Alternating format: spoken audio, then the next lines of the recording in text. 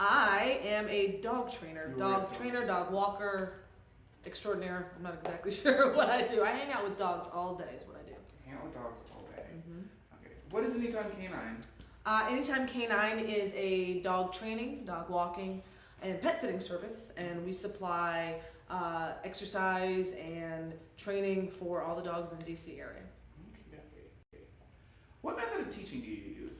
I myself use a positive reinforcement training, so I believe in anything that is positive for a dog, a positive experience. That can include treats, affection, toys, anything that can be a positive motivator instead of positive punishment, which is giving some type of punishment which is undesirable to the dog, or sometimes a negative reinforcer, which is taking away something that the dog doesn't want. So pinch collars, that kind of deal.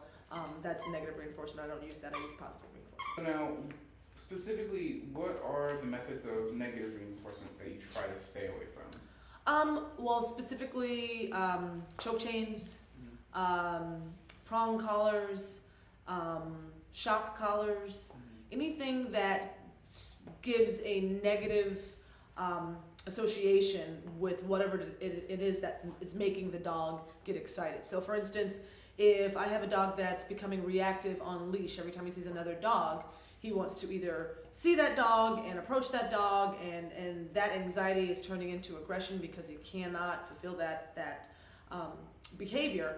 I wouldn't use a prong collar to snap the dog out of it, because what that does is associates pain with whatever the dog is seeing. So if my dog sees another dog and immediately experiences pain, then that dog is associated with pain, and I don't think that's the right way to go. I think the best thing to do is to make a positive influence on the dog, a positive association with whatever it is that they're attracted to, and that will last for the rest of the dog's life.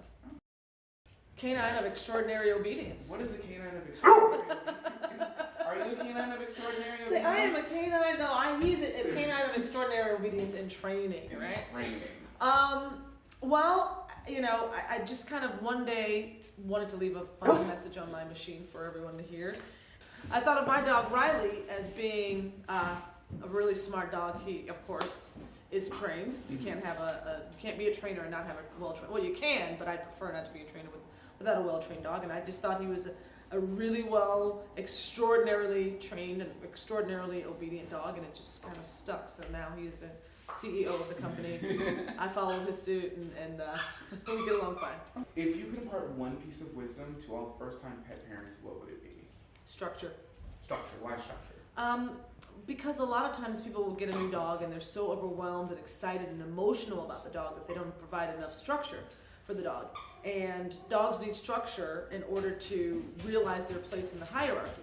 So if they don't have any structure and the human is just the two-legger, as I call them, is letting them, do whatever they want, sit wherever they want, rest wherever they want, they are assuming that in that case that they are they are pack leader, in fact. And once a dog believes that they are higher up in the hierarchy than they should be, that's where the problems start. So structure, I think, is the most important thing.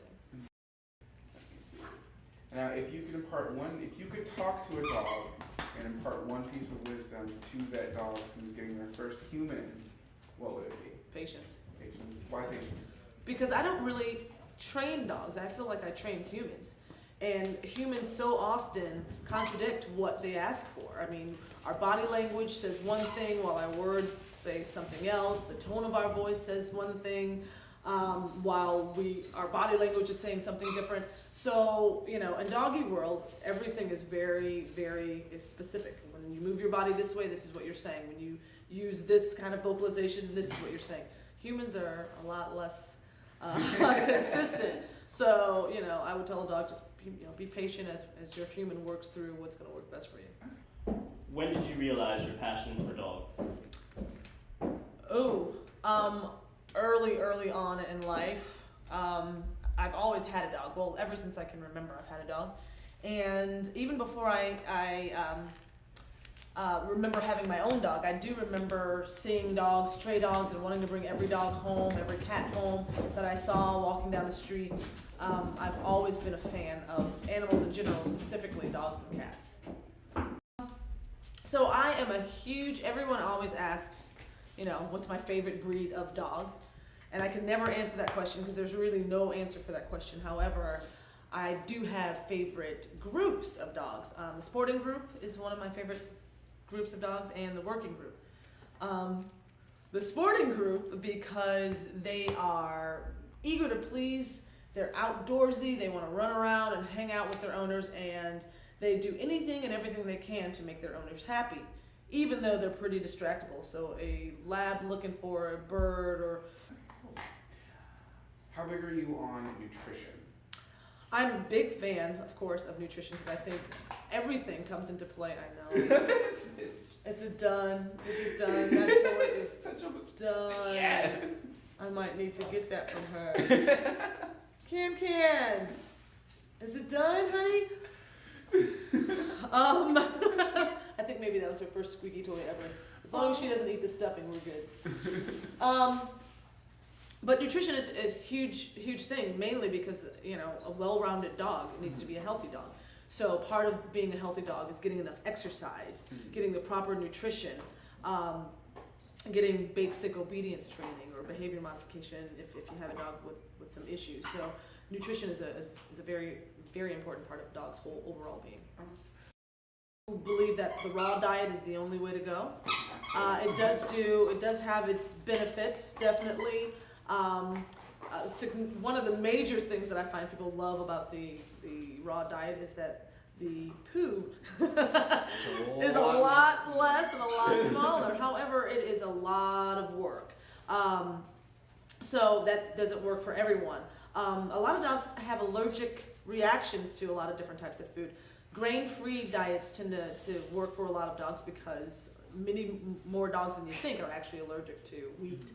And things of that nature. So I think it depends on each human and each dog. I don't have a broad, one fits all type of nutrition. So I think it depends personally on the human's life and on the dog's needs.